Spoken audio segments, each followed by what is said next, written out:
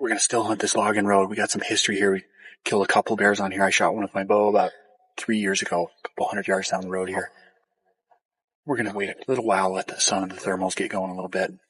Notice I'm wearing orange. Montana, it's required. So we're going to do it. But it usually happens pretty quick when it goes. So should be good. We're going to still hunt for about an hour and a half.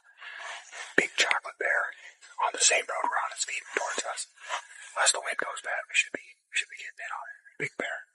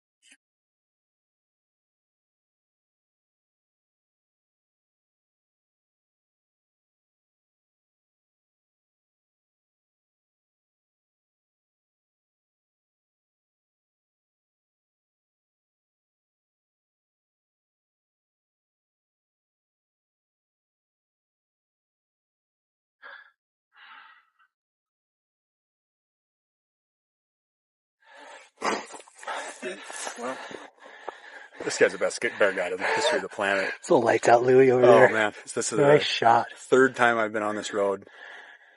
Third bear I've shot.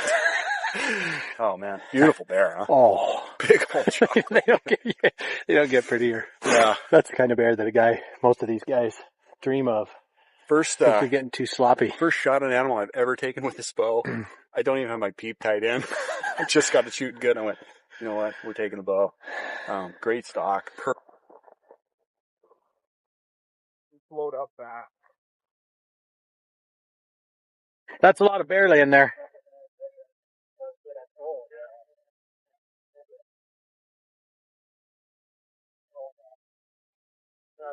That's a nice bear. Man, this is a slug of a bear.